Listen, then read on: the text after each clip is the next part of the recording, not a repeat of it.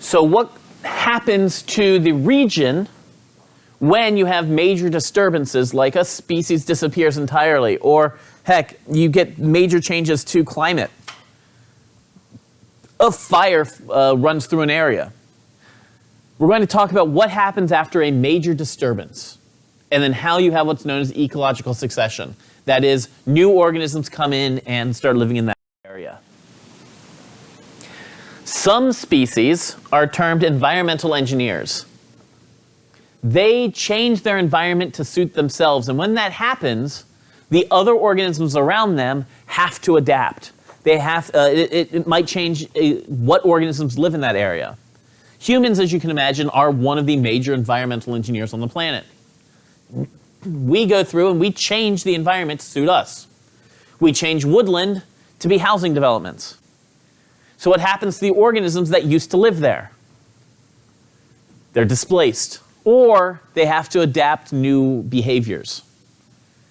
And you guys ever had like a bear in your neighborhood? Yeah, it's kind of fun. What are they doing? That's exactly what they're doing. They're going through trash. They have a whole new behavior. They don't go through trash in the woods because there's not much trash in the woods. They're not actively hunting usually, they're scavenging. They've changed. Another environmental engineer is a beaver. Beaver's a little bit more extreme than we are in some regards, because what they do is they take a stream and they dam it up and they create a pond from it. So what used to be a big open field becomes an aquatic pond. You go from a terrestrial biome to an aquatic biome. The organisms that used to live there, bunnies, rats, things like that, get replaced by fish. That beaver had made it easier for that change to occur.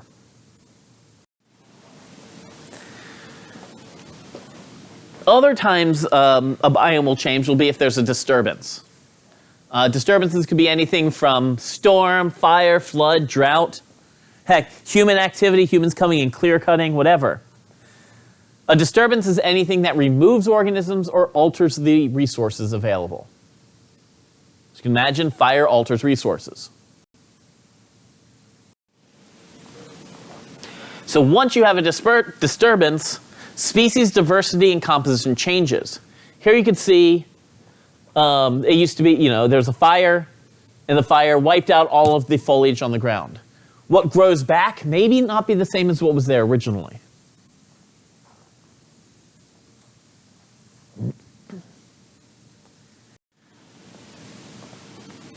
So you end up having a complete change in the population structures of that region after a disturbance. What comes in next may not be what started. If you guys think about it, if you were to go into your yard and you just kill all the grass, will grass grow back there? Might be. Maybe it'll be clovers. Maybe it'll be moss. Who knows? Things change after a disturbance. As new organisms come in, that's called ecological succession, because you're succeeding the next or the previous group of organisms. We start off with a hardwood forest. Fire comes, burns it all down. We end up with just soil, living soil. First things that grow back are going to be your soft plants, grasses, mosses. Nothing that has real hardwood. You guys seen this? If you look at a field that was just recently cut, all you see is just low-lying grasses, little flowers, things like that. Over time, what comes next are bushes and what are those things called? Like conifers, the softwood plants. They grow very, very fast. Over time, the softwood plants, the conifers, take off. You get a coniferous forest. They're the first things that always grow back. In the shadow of the conifers, you're going to start seeing hardwood trees like oaks. Then, 30 years after this, these softwood trees die. But those oaks, those hardwoods last for 200, 250, 300 years. So then they take over and you have a mature hardwood forest.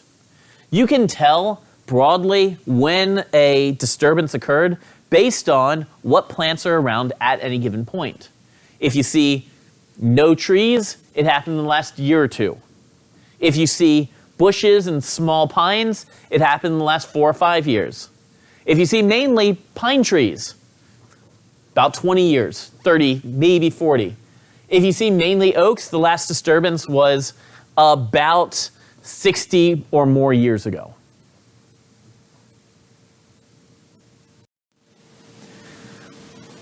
So that's basically secondary succession, where you're moving from living soil onto, and that living soil continues.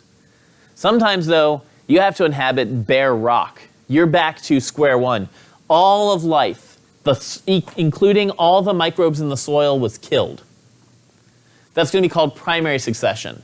You're beginning in completely lifeless area, rocks, and leading to hardwood forests.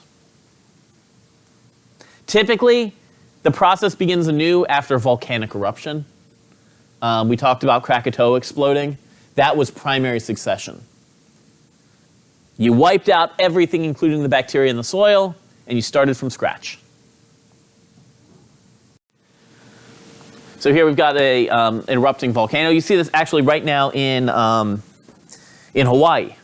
You've got an active volcano spewing out magma. In the area where that magma plain is, where it's been spewing out magma, there is no life. It is all dead. Over time, soil will develop on top of that. Birds will come in, drop their droppings. Wind will bring in some dirt that has bacteria on it, and you get living soil again. Then the plants begin to grow in that living soil, and the whole process begins again. Secondary succession, like I said, is really when there's a fire or there's a flood, but the soil is still alive. It takes a while. Soil being alive is important. That's the biggest reason right now would have trouble colonizing a different planet, because we need living soil, and it's just not there. If in the future we do go out to colonize planets, you can expect the largest exports from Earth will be soil.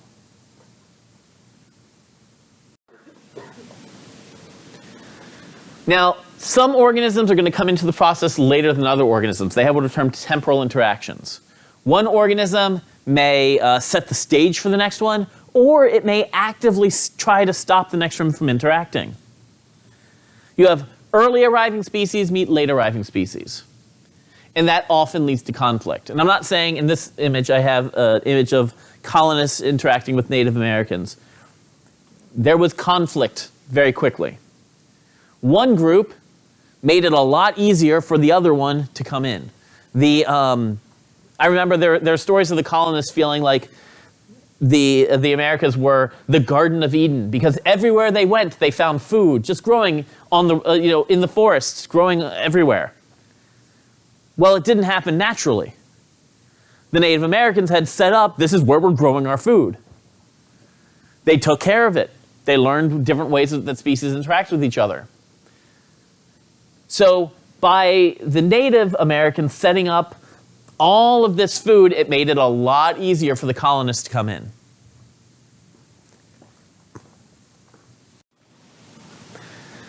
So some species can be facilitative. They will facilitate a new species arriving. They lay the groundwork.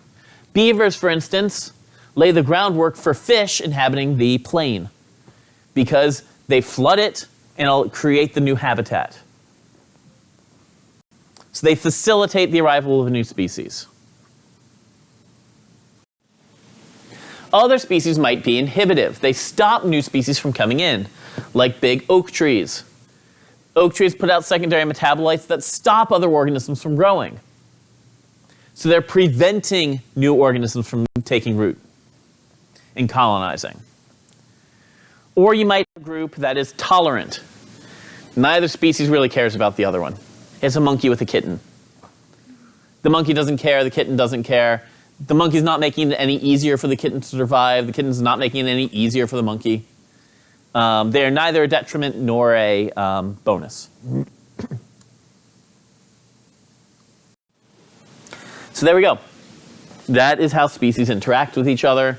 That is how one species can lay the basis for new species coming into a system or actively stop them. We talked about succession. Any questions or concerns?